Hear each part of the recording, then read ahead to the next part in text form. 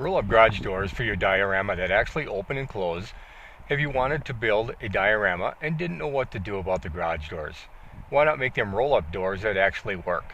This way you can change the look of your diorama if you want either opening, closing, or leaving the door halfway open. You could have 3 or 4 doors in your diorama building and leave each one in a different position or change them whenever you want. First, start out by figuring what size door you need, and the best way to do this is by looking at a real roll-up garage door. Calculate the width you'd like. Remember that it extends past the opening on the sides. Calculate the height, remembering to figure enough to go around the roller at the top, and also how far you want it to set back from the side walls where it will slide in the tracks. Now that you have your figures, you can make a jig to start making your side tracks for the door to slide up and down in. I use 2 pieces of scrap wood for the jig and 2 screws. Attach one piece to the other, like in the pictures. Just make sure the edge is straight on your top piece because that is where you will slide your side tracks down to make the groove for the door to slide in. Also make sure your bottom piece is long enough to be clamped to the drill press table. Cut the 2 pieces of wood that you are going to use for your diorama roll-up door side tracks according to your calculations. They do not have to be exact because we will trim them again later when the tracks are cut, the rollers, the holes, etc. are finished. The roll-up door material you use will determine what size drill bit you need for this next step. Measure the thickness of the material and use a bit a little wider because you do not want the door to stick or bind when you move it up and down. Insert the bit all the way into the drill press, leaving just a short piece sticking out to prevent it from breaking easily. And adjust the height of the drill press table so that when you lay the piece of wood that you are going to use for the side tracks on the jig, the bit will only go halfway into the material. Using your roll-up door setback measurement, lay your material for the side tracks on top of the jig and adjust the jig accordingly. Clamp the jig securely to the drill press table.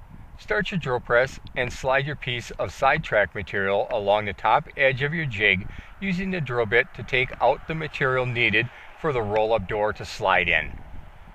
Do not run it along the whole length. Stop it at the height the door will be rolled into. Refer to the pictures. Set this off to the side for now and let's start making the actual diorama roll-up garage door.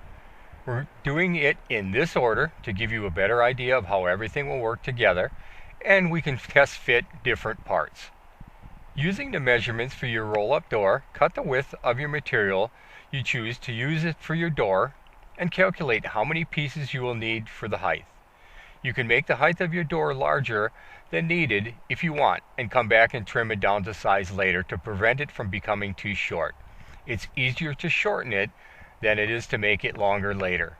I used a product called Skinny Sticks for this. They are cheap and the length edges are slightly rounded so the door looks nice when finished.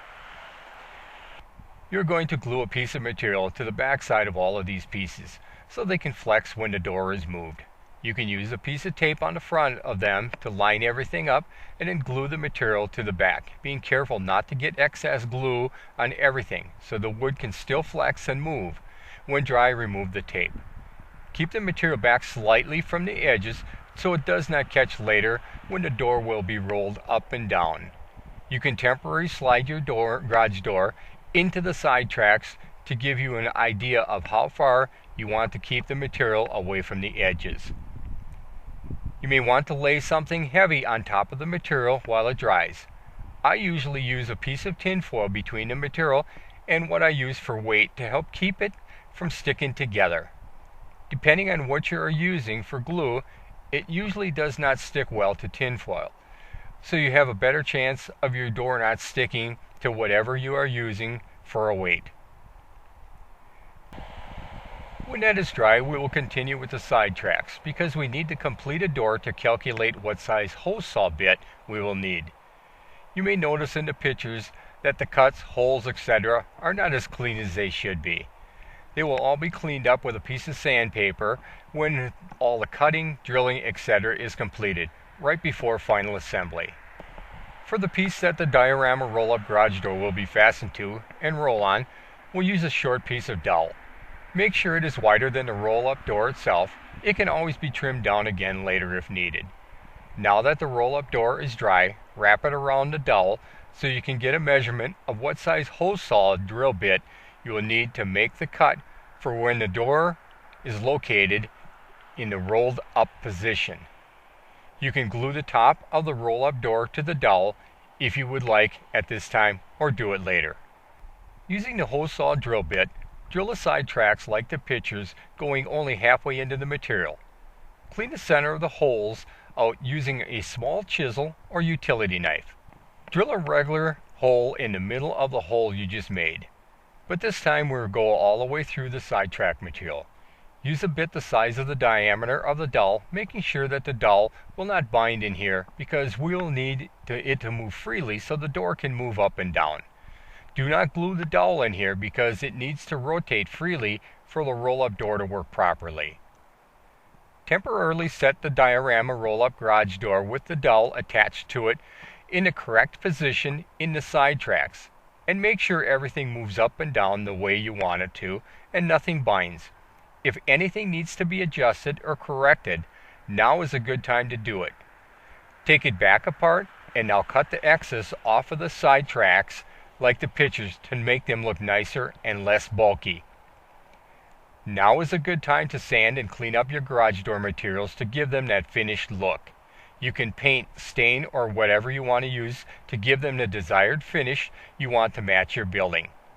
Place the roll-up door and dowel in their appropriate places. Do not glue any of this because it needs to move up and down. Glue the front of the side tracks to the inside of your building in their appropriate places, making sure nothing is binding and everything moves freely. Enjoy your new roll-up Diorama garage door. If you would like this in a complete PDF including the text and pictures, head on over to howtomakeadiorama.com. It is available for immediate download.